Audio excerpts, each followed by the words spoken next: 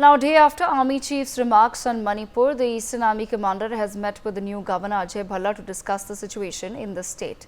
Meanwhile, IAS Prashant Kumar Singh has been appointed as the new Chief Secretary of Manipur. On the ground, 50 acres of illegal poppy cultivation has been found in Ukhrul as the government continues to crack down on the drug supply in the state. The Army Chief had given an overview of the situation in Manipur yesterday, pitching for reconciliation between the communities. The Army Chief has assured that there is no lack of coordination between the forces working on the ground. He analyzed the current situation as progress towards peace in the region, highlighting synergized efforts and proactive measures that have stabilized the situation. Let's quickly first listen into what he had to say, and then we take this conversation forward.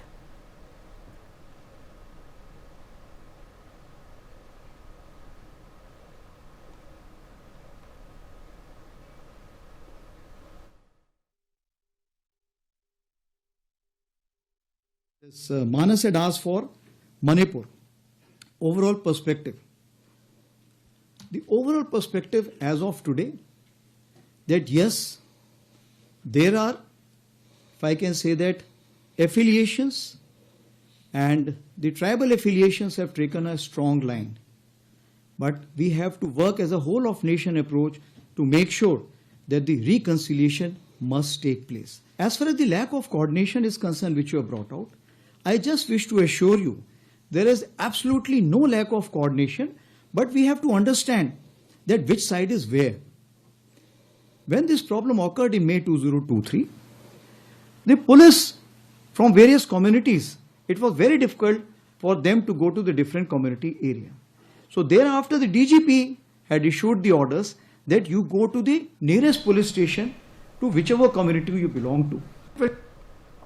All right, let's bring in Major General Gigi Dwivedi first into the conversation. Major General Gigi Dwivedi, are you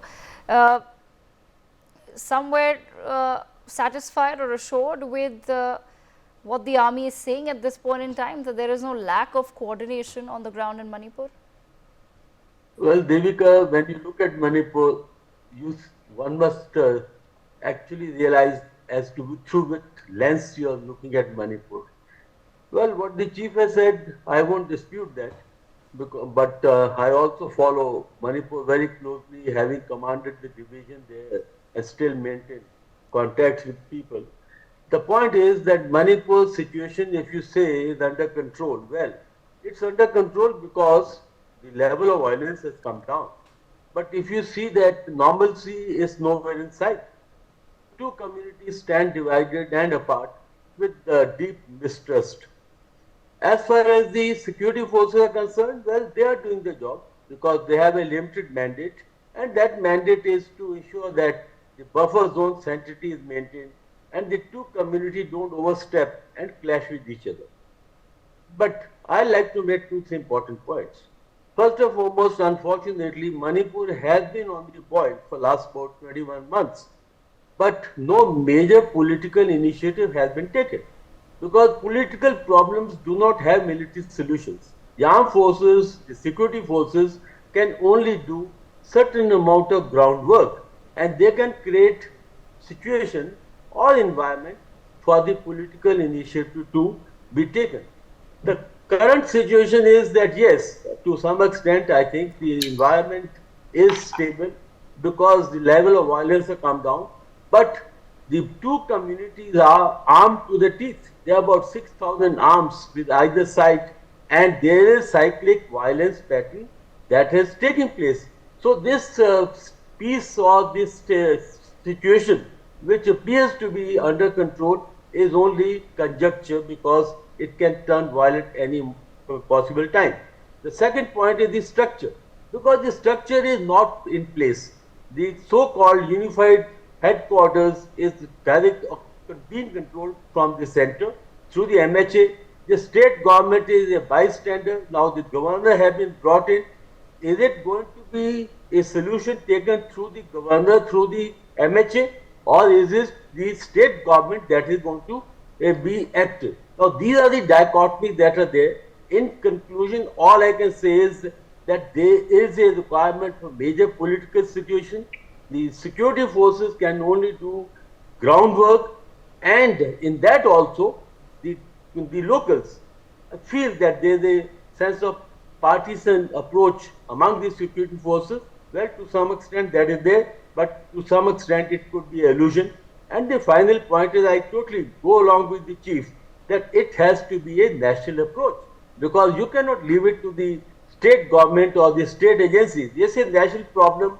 Given the security dynamics, it has to be addressed on the highest priority as a nation issue, and I feel that time has come, the center must step in, because state government is not effective and not been able to handle this situation for last 21 months. Devika. All right, Major Sudhakarji, bringing you into the conversation. The Army Chief has also said, yes, there is coordination between the security forces, but unfortunately, the security forces are dealing with groups that have strong tribal affiliations, that's dealing with a scattered local police force. How do you think the government can then solve this problem? We've been speaking about for months now about the crisis in Manipur, but if after so long the army still feels that they're dealing with a scattered police force and certain groups with strong tribal affiliations, how does one then reach a point where there can be some sort of a breakthrough in the situation in Manipur? Devika, good evening. Thank you for getting me to your show. Compliments to the co-panelists and your viewers. Very relevant question you have asked. We have discussed this question many number of times in your channel, and I would respond to your question in the following manner. Every problem that we have, identification of the core problem is the biggest challenge. The whole problem in the world is we are unable to identify. When you go to a doctor, you go to him with a disease as also a symptom. The doctor, if he treats you with the symptom, with medicines to treat the symptoms, then the disease remains. So at the moment, I would say I would compliment the national dispensation, the leadership, for having shifted focus. There is a thing known as strategic focus. I think, as per my understanding, being a student of strategy and geopolitics, I personally feel perhaps the calling has come, the time has come now, after a span of 21 months, at least the central government has started looking at the problem as a problem. The chief is making a statement, the chief secretary has been appointed, the governor has been appointed. So gradually things are moving and things are not going to fall in place overnight. So this is one part. So if we identify the problem, the crux of the problem, as I understand, for many of us, it may appear to be very local. If it was local, then how did this local remain absolutely free of violence for a period of 8 to 9 years in a time spectrum of 2008 to 2023? What had gone wrong to actually trigger this particular violence? So that means there are many issues which are not visible to the naked eye or to a common man. And therefore, in order to respect your time that you have in your channel, I would say there is an external factor, there is a factor along the border, there is an internal factor. We'll not discuss about the external and the border because things are happening. Some engagement is taking place, fencing has commenced, some steps are being taken to streamline and regulate the visas. At least the government attention seems to have been driven now after having made shouted through the roof. Now come to the internal issue. To my best of understanding, the structure is falling in place gradually. It will take time. Therefore, we need to actually trust the central government and the state government machinery. Give them time. Have little strategic patience. Next I come to is, what is the problem internally? Internally, as I see, there is a problem related to basically, I'm targeting how to bring back normalcy or restore normalcy at the earliest. First and foremost thing as a military man comes to my mind is, as long as these weapons which have been looted, General Dwivedi said 6,000, as per my research it is coming to a figure of 8,700 something odd weapons which have been looted, which have also come across illegal import of the weapons from Riuli. Riuli is a place along the Myanmar and China border in Yunnan province. They have come in Put together, there are 8,000 plus weapons which are floating around in the environment today if we localize Manipur as such per se. So, first issue which I feel is to take steps to somehow or the other recover these weapons and put them at a place which can be actually guarded against further looting. So, how do you do it? You do it provided there are troops who enjoy a degree of continuity, because without, in absence of intelligence, they will not be able to carry out surgical operation and lead to recovery of these weapons. So what is the need of the hour? The need of the hour is, rather than taking ad hoc measures, if there is a trigger, there is a violent activity at place A, B, C, we shift 2,500 from Guwahati or 1,000 from place A, B, C and get them there. That does work out. So therefore, there is a requirement of continuity of the troops. What next? How do you deploy them? There is a requirement of going in for kind of a grid system of deployment. General Dwivedi is my DS instructor. You'll bear me out. There is a requirement to have counter infiltration or counter insurgency grid. In that grid, essentially the central requirement, there is many other objectives. One of the objectives is to have human intelligence. Based on the human intelligence, it has to be in layers. After having isolated the area, you carry out a coordinated synergy. Talking about synergy at the highest level is different from the synergy at the ground level. How do you achieve synergy at the ground level? You have Indian Army there, you have Assam Rifle there, you have CFPF there, you have the local police there. How do you achieve coordination? And you have the local stakeholders. Therefore, there is a requirement to have some institutionalized structure, like General Dwivedi very rightly mentioned. You are talking about the unified headquarters. If I know the place and the existence of this particular structure, it is there at Dimapur. From Dimapur, you cannot exercise effective command, control, coordination or synergy of a unified headquarters, which is meant to be applied at Imphal or Manipur per se. Second thing that is required is the communication, command, control and coordination. There is a requirement of a vital organization and structure which has to ensure there has to be a timely meeting, exchange of intelligence and information. Next point that comes to my mind is that we need to be very, very mindful of the fact that until unless the internal challenges which are coming up off and on leading to cyclic violence. Why are the cyclic violence taking place? Because we have closed our eyes and ears. We are not proactive in our approach. We need to be proactive in the sense that we should be able to anticipate where the violent activity is likely to unfold. How do you anticipate? Provided you have pulse of the ground. How do you have pulse of the ground? Provided you are there, boots are there on the ground. You are in touch with the public population. Is that possible as of now? When the trust deficit is actually lingering on for so long, it is compounded, become very complex. So therefore, there has to be a kind of an adjunct, a concurrent activity of peacemaking and reconciliation between all the warring factions. Last but not the least, where is the money coming from? There is external support, we understand. There is also a lack of whatever you call it, effective military operation taking place, because as long as the suspension of operation is prevalent, which was signed way back in 2008, to my limited understanding, some of the relevant stakeholders, particularly the valley-based insurgent groups, I am given to understand some of them have got activated. When the convoy is moving,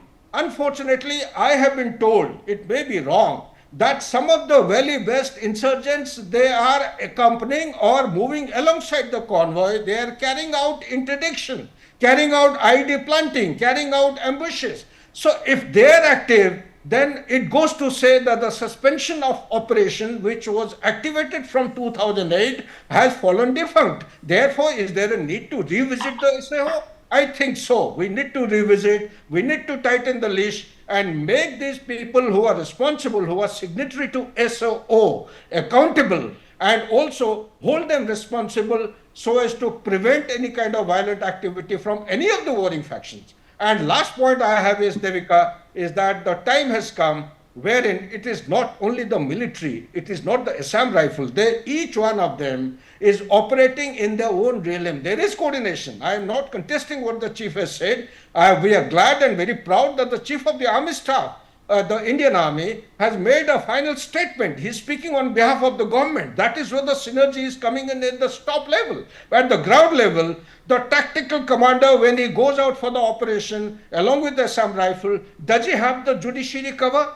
Does he have the Armed Forces Special Power Act supporting him? Does he have the kind of wherewithal which is required based on accurate, surgical, and very precise intelligence? He doesn't have all this. Okay. As long as we are not able to address this, I don't think the normalcy will restore back at an earlier time frame. Therefore, I would recommend that we give time. Also, we pressurize the stakeholders to take rightful decisions at the right time and the place so as to ensure timely restoration of the normalcy. All right, I want to bring Ms. Rami Naranjan Desai back into the conversation. Ms. Desai, the Army Chief has also raised an alert on the internal situation in Myanmar currently. He says that that's triggering the influx of people into India, and that there has to be some sort of a larger solution to that. Why do you think the government has not perhaps then been able to come up with a solution to the Myanmar problem? It's not our job to come up with a solution for a problem. No, ma'am, let me rephrase it. It's our job to protect our borders. That's what I meant. I'm not saying we go into Myanmar and fix the situation. I'm saying how do we protect ourselves from that situation?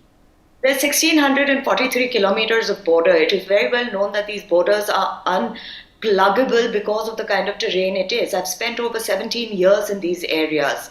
It is very difficult to physically fence these borders. However, there has been a proposal which is being worked on, and the fencing of the areas that can be fenced has started taking place. Apart from that, there's also an integrated system of surveillance that is coming in. But to physically fence 1,643 kilometers would be virtually impossible. That is very well understood. Having said that, the chaos in Myanmar will have its repercussions on India, on the northeast, as any other country which neighbors India and is unstable, including Bangladesh, will as well. We have reinforced our borders in West Bengal, in Tripura, but obviously with transnational ethnic ties that we see, not just from Manipur but also from Mizoram, it makes it difficult. You must remember that when the question of revoking or at least suspending the FMR came into place, it was communities within India, within these states, that objected to a suspension, not even a revocation of FMR. And the suspension was only due because of the kind of cross-border infiltration that was happening. Sure, there has been this sort of support base across the border amongst communities that feel are somehow ethnically loosely connected to each other. There has been a movement. There has been trafficking of weapons. There has been trafficking of drugs. There have been illegal villages that have come up.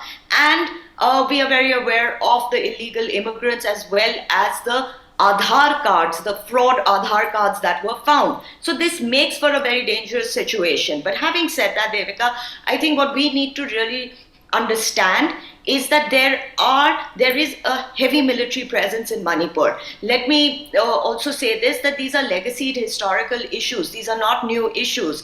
If you look at the 90s, it took almost 9 years for the Naga-Kuki conflict to subside. And right after that, the next year, there was the Kuki-Peti conflict. So sometimes we must not look at these conflicts from the way we look at urban conflicts. These are far more complex conflicts, and Manipur being a far more complex state because it doesn't just have 2 communities, it has 3 communities. Now here's the problem. I have heard my previous panelists, and of course I agree largely with all of them, but I do think the idea of being able to bring back weapons or to be able to recover weapons is not going to be that easy. Now, the reason it's not going to be that easy is because there is a trust deficit between communities and they are unwilling to hand over these weapons. And number 2, there is already, as we know, we've found homemade RPGs and other such weapons of this scale. Even drones, to a certain extent, are being assembled by parts that are found across the internet, and how to assemble them is a well-known is now well known. So I think it's going to be very difficult at this point to recover the weapons. But I do think that this is where communities and society community leaders or CSO leaders play a very big role, because there are two major problems that we are facing. One is the fact that either of the two parties are not willing to scale back on their demands. And I think that is very necessary to allow yourselves to come to a table where you can negotiate and you can obviously address the kind of demands, and these are maybe aggressive demands at a later stage, because I don't think anybody is in the mood to rescind on any of their demands that have only increased in the last year and a half. Number two, I think the buffer zone is a bit of a problem.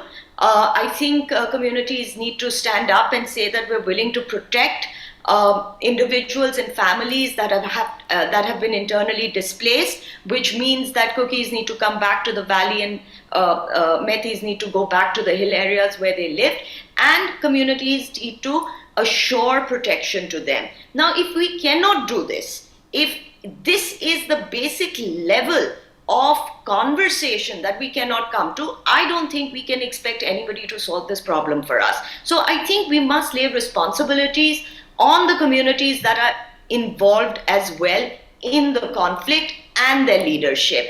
Apart from that, Myanmar is a chaos that is going to go on for a long time to come. It's not going to end anytime soon. So we need to be aware about what is happening. We need to stop negating basic facts. There was a lot of negation right at the outset of the conflict that there was no illegal immigration, that there is no drug trafficking, that there is no poppy cultivation. These eventually were proven false. And this delayed the kind of action that the governments could have taken very early on. But having said that, I think like I said earlier on, these are complex problems, these are complex conflicts, and I think it has taken the amount of time it has, but we must appreciate the fact that there are sporadic incidents of attacks, but if we were to compare it to last year, I think the rate of incidents have come down, and that trajectory is the kind of trajectory that I hope for the future as well. Okay, all right. I thank on that note all of our guests for joining us on the broadcast to take us through their perspective on what's happening in Manipur. With that, viewers, we step into a very quick break.